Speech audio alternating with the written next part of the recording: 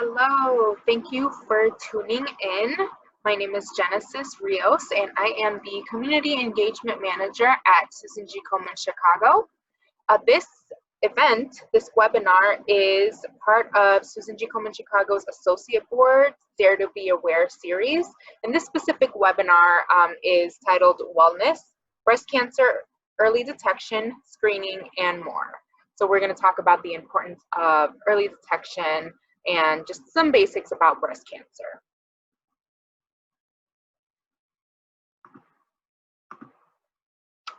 So this is me. I'm Genesis. I am, like I said, the Community Engagement Manager here at Komen Chicago, and I'm in charge of our affiliates' Education and Health Disparities initiatives. So I am a huge advocate of early detection because really it's the best chance, it offers the best chance of survival. And I don't think that there should be any sort of unnecessary deaths due to breast cancer. So I am always, a big advocate of this, and also equitable healthcare for women. And so I received my Master's of Public Health and also Bachelor of Arts in Psychology at UIC, the University of Illinois at Chicago. So this is our agenda for today. I'm going to go into Susan G. Komen and what our mission is, and then I'm also going to talk about, the basic breast cancer information. So I am not a healthcare provider or a professional, so I'm not going to give you very scientific or very, medical, hard to understand types of things. It's really the basics about what breast cancer is, just some statistics, and then some breast self-awareness messages that you can take with you to be proactive about your own breast health, and also share with others so that they can be proactive. And finally, how to get involved with Komen Chicago. Our mission at Komen is to save lives by meeting the most critical needs in our communities and investing in breakthrough research to prevent and cure breast cancer. So by meeting the most critical needs in our communities, we do that through our grants, and we provide funding to different organizations for low cost or free mammograms, for diagnostic imaging, for psychosocial support for breast cancer patients, and things of that nature. Susan G. Komen as an organization was founded in 1982 by Nancy Brinker. So Nancy Brinker promised her dying sister, Susan G. Komen, she would do anything in her power to end breast cancer forever. So after Susan passed away from breast cancer, Nancy launched Susan G. Komen as an organization, and it began the global breast cancer movement that we know today. The Komen Chicago affiliate was established in 1997 with the first Race for the Cure. And since our founding, Komen Chicago has granted over $18 million to breast cancer organizations and over $6 million to research efforts.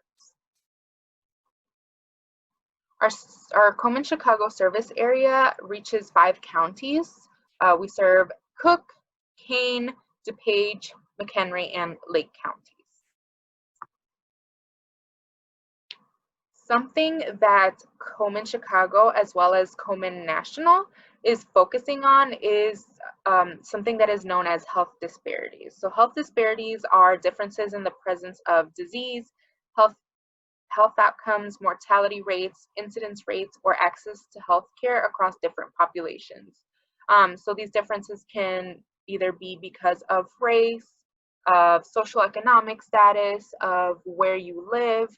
So for example, in Chicago, the female mortality rate is 40% higher for African American women compared to Caucasian women. That means that Black women in Chicago are dying at a much higher rate in Chicago than white women. And so we have launched an initiative locally in Chicago called the Chicago Health Equity Initiative, and we're in the beginning of stages of that, but the purpose is to increase access to health and reduce barriers that are preventing Black women from receiving the care that they need to detect cancer earlier, to get to their appointments, to have access to their medications, pay for treatment options, all those things that can affect somebody's breast cancer outcomes. So every 5 years, we do a community profile, which is a health needs assessment that tells us what the priorities are that we're focusing on for the next 5 years. So in 2015, we launched a community profile, and based off of that, we decided that our priority populations would be the uninsured population, the underinsured, and the publicly insured. So uninsured means that the person does not have insurance at all. Underinsured means that the person has insurance, but it doesn't really cover a lot of things, and often a patient has to pay high out of pocket for different things like medications or copays or deductibles. And then the publicly insured means that a patient is insured through Medicaid or Medicare or managed care insurance. Our other priority population is in Cook County. As I mentioned in the previous slide, African American women are 40% more likely to die of breast cancer than white women in Chicago. So we definitely want to eliminate that mortality gap. And then finally, our other priority population is McHenry County. This is a vastly rural area, so we want to close the gap in access to screening. A lot of times people have to travel very far to get to their appointments, to get to their screenings, and so a lot of times they don't make it to their appointments, or it's harder to access. So we want to close that gap in access to screening that leads to a later stage diagnosis.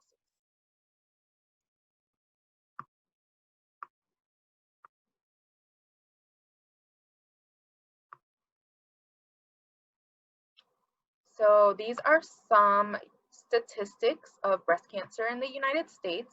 Breast cancer is the most common cancer among women in the United States. 1 in 8 women will be diagnosed with breast cancer in her lifetime in the US, as compared to 1 in 1,000 men. So men do get breast cancer. Everybody can get breast cancer. It's just more common in women. And breast cancer is the second most common breast cancer death. Breast cancer is the second most common cancer death for all women in the US. But there are more than 3.8 million breast cancer survivors in the US today. So that's a lot of people affected by breast cancer. And if you think about the people that are affected by breast cancer who are not going through breast cancer, but they have somebody in their family going through breast cancer, that's a lot of people if you think about the 5 closest family or friends or coworkers that a person has. So now we're going to talk a little bit about breast cancer and what breast cancer is. So breast cancer is a disease where cells in the breast tissue divide and grow without normal controls.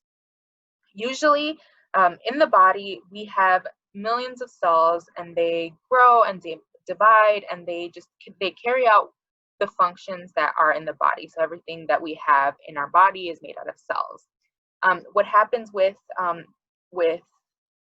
cancer cells is that it grows and it divides and it takes over the area at an abnormal rate. So you can see the normal cells in this picture are the white cells, and then the abnormal cells are the gray cells. So a lot of times a tumor, which is what it's called when that area is being overtaken by the last picture, that would be considered a tumor. A tumor can either be benign or malignant. Benign is not cancerous. It's not really anything to be worried about. And a lot of times the treatment is just to simply remove it and it doesn't grow back.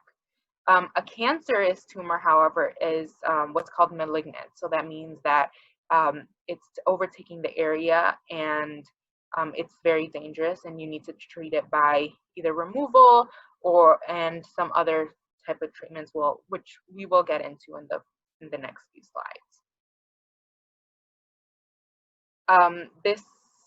The cancer cells can also spread to different parts of the body. So it's called breast cancer because this process is taking place and starting off in the breast area. But if it starts off in the breast area and it spreads to other parts of the body and forms new tumors, it's still known as breast cancer, but it's called metastatic breast cancer. It's a process called metastasis. So a lot of times metastatic breast cancer can be found in the lungs, in the bones, and other organs.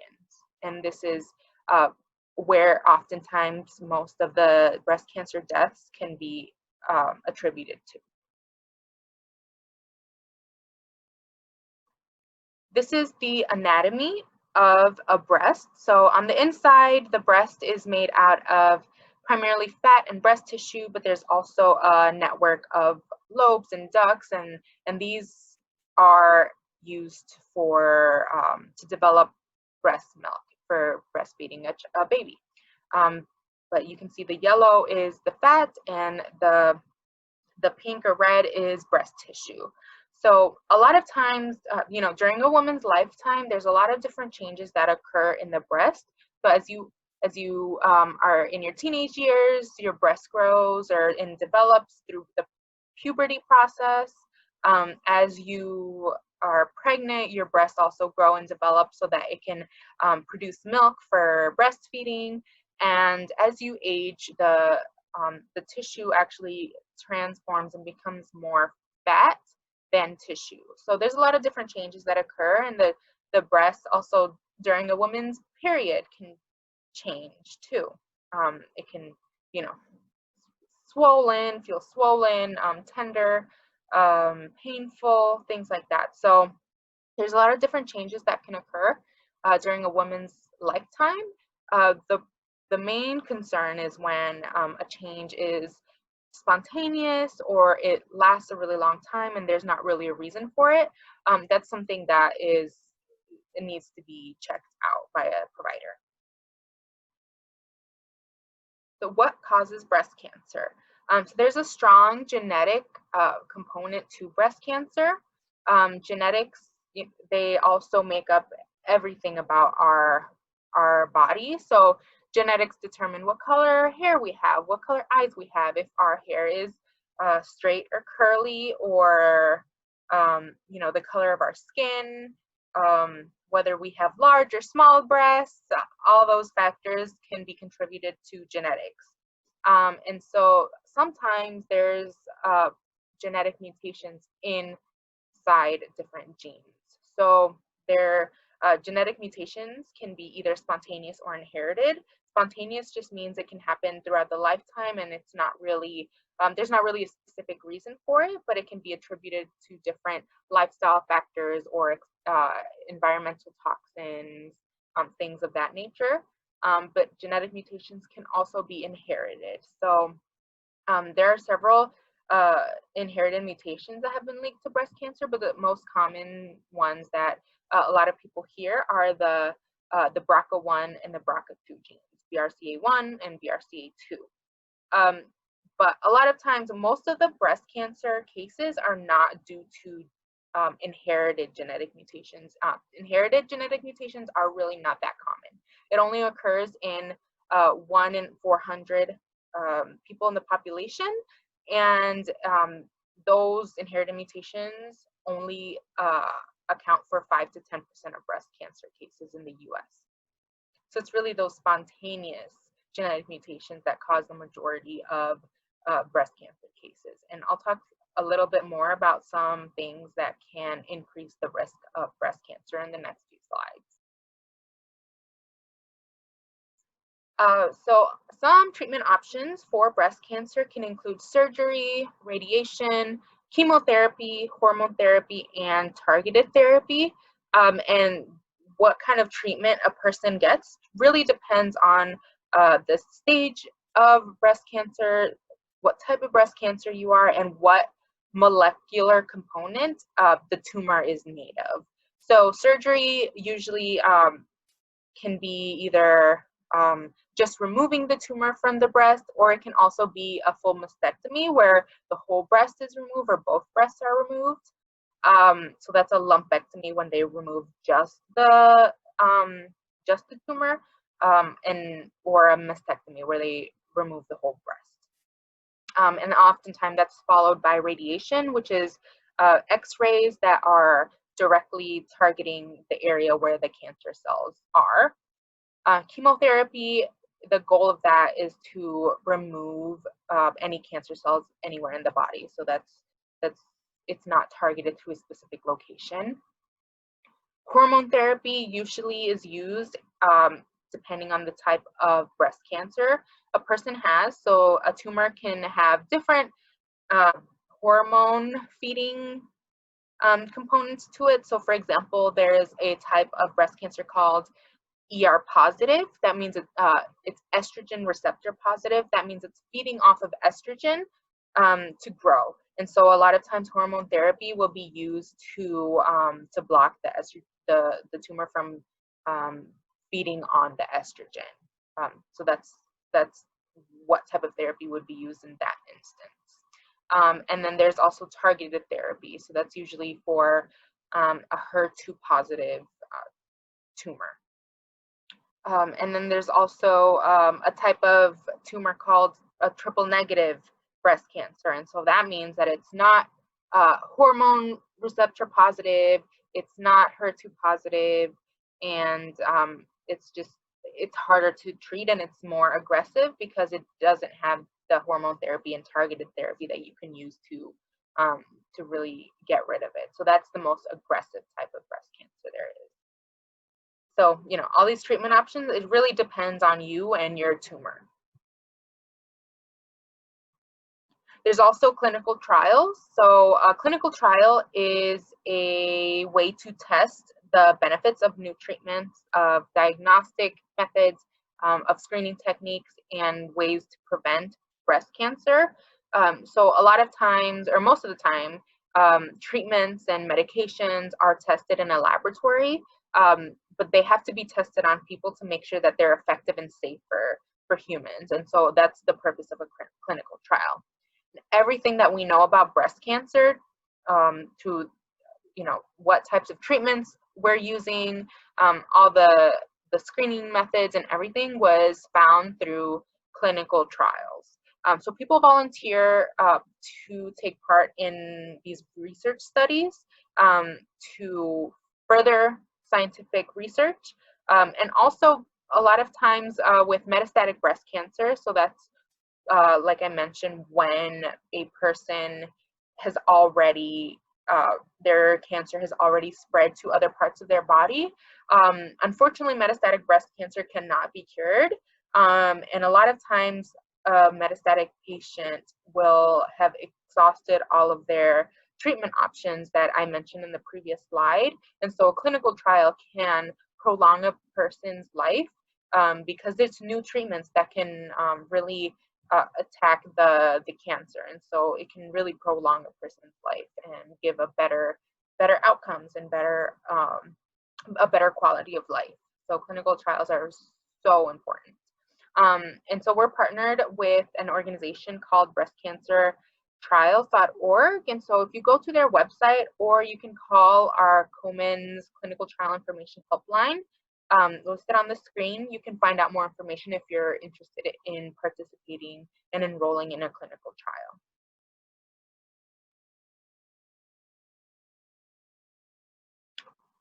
So now that we've talked about all the different treatment options and what breast cancer is, what kinds of tumors there are, the main message I wanted you to take out of all of that is that early detection is really important.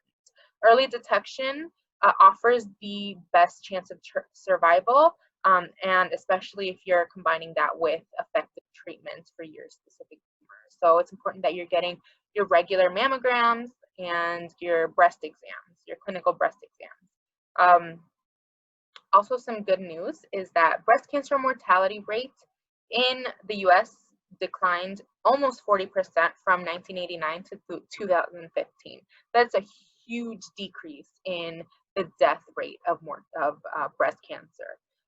And this is due to the technological and detection advances and treatment advances, but also due to the fact that breast cancer is not really taboo anymore. It used to be in during the 80s, 70s, 60s, and earlier, breasts were a taboo subject. It was a very private area. So people did not really like to talk about it. But now we have a whole bunch of awareness campaigns. We have this presentation. We have a lot of events and conversations about breast cancer and the importance of early detection. And so people have gone to be proactive about their health by getting their screenings, by talking about it, by being vigilant about any symptoms that they might have. And so that has led to earlier detection and more survivals, which is amazing. I hope we continue to do that. So these are, now that we know more about breast cancer and the importance of early detection and being proactive about your breast health, these are some messages that I want you to take away. So I will get to each of these points in the next few slides, but these are the 4 messages. So know your risk, get screened, know what's normal for you, and make healthy lifestyle choices. The first one, know your risk. It's important to talk to both sides of your family about your family health history so that you know if there's any cases of breast cancer in your family or if there's any maybe genetic mutations in the family. This is really important to find out, because if you have breast cancer in your family, then that means that you are more at risk of getting breast cancer. So that's something that you need to talk to. That way you can talk to your doctor about your family history and about your personal risk of breast cancer. So that way that your doctor can recommend when you should start your screening and how often you should get screened. So on the next slide, I'll talk about some risk factors for breast cancer, but I just want to mention before I go to the next slide, although these are risk factors for breast cancer, it does not mean that it causes breast cancer. So risk factors are associated with an increased chance of getting it, but they do not cause it. Some of these risk factors can be controlled and some of them can't be changed, unfortunately. That's why it's so important to talk to your doctor about your personal risk of breast cancer. So these are some of the risks. The biggest risks for breast cancer are being female and getting older. So we talked about the 1 in 8 women in the US having breast cancer in their lifetime. So we talked about that 1 in 8 women in the US will get breast cancer in her lifetime as opposed to 1 in 1,000 men. So that's a significant change in risk, right? So women have a higher chance of getting breast cancer. As you age, you also have an increased risk of getting breast cancer. And then there's other things that you can't change, such as family history of breast cancer. You can't change if you have high bone density, if you had your first period before the age of 12. Those are factors you can't change. But there are some factors you can change. So for example, you can change how much alcohol you're drinking. You can change if you are overweight, if you are not physically active. So those are things that you can keep in mind. So once you talk to your doctor about your family health history and your personal risk of breast cancer, they can recommend what screening tests are right for you and what age you should start getting screened and how often you should start getting screened. If you are at an average risk of breast cancer, the recommendation is to get a mammogram every year starting at the age of 40. And then the recommendation for a clinical breast exam, so again, that's when a provider manually feels your breast to see if they can detect anything that might seem strange. You know, they have a trained eye, trained hands, so they know what to look for. Sometimes you might think something's normal, you've always had it, but they can kind of second guess, you know, that specific thing. So a clinical breast exam should be started at the age of 20 and done at least every 3 years. And then once you hit 40, it's every year. So once you hit 40, you should be getting a mammogram and a clinical breast exam every year. The third message is to know what is normal for you. So knowing how your breasts look and feel can help you report any changes to your healthcare provider. So some of the changes and symptoms that you should watch out for are these 8 symptoms. So the lump is the most well-known symptom. Usually people think of breast cancer, they think of a lump. So that's really important to get it checked out. A lot of times a lump is not going to always be breast cancer. It can be a cyst, it can be, like I mentioned, a benign tumor, but it's always important to be evaluated. However, the lump is not the only symptom. So if you feel any swelling, warmth, redness, or darkening of the skin, any dramatic changes in the size or shape of the breast, any dimpling or puckering of the skin, an itchy, scaly sore or rash on the nipple, a pulling in of the nipple or other parts of the breast, nipple discharge that starts suddenly, or new pain in one spot that doesn't go away, all of these things should be reported to your doctor. A lot of times, though, there are some reasons for this. So for example, if you get your period, you might feel pain in your breast, some kind of, you might feel swelling, some sensitivity, so that's normal. Or if you're breastfeeding, you might feel some sensitivity or some discharge. That's usually breast milk. A lot of women have naturally pulling in nipples, and so a lot of times these can be normal, but if this is something that's new for you, and it also lasts for a quite amount of time, then that's something to get checked out. Finally, the last self-awareness messages is to make healthy lifestyle choices. So this is important for breast cancer, but also other diseases. So maintaining a healthy weight, adding exercise into your routine. The recommendation is to get at least 150 minutes of exercise per week. So that's, if you break it down, that's 30 minutes, 5 days a week. So it's not too much. Limiting alcohol intake, the recommendation for women is to not exceed over a drink a day. Limiting menopausal hormone use, and breastfeed if you can. So with limiting the menopausal hormone use, that's, for example, if you're going through menopause and you have to take estrogen to kind of supplement to reduce your menopausal symptoms, that's one reason you might take menopausal hormones. And so that's just something to talk to your doctor about to assess your risk of breast cancer and see if taking hormones is a good idea for your situation. So just as a recap, these are our 4 awareness messages. Know your risk of breast cancer so you can talk to your doctor, and so you know when you should get screened. Get screened every year starting at the age of 40 if you are an average risk. Know what's normal for you. Report any changes to your health care provider. And finally, make healthy lifestyle choices. Just as a recap, breast cancer is a huge problem in our community. So many people are affected by breast cancer. So we want you to know your risk, get screened, know what's normal for you, make healthy lifestyle choices, and finally, share something you learned today with somebody you care about.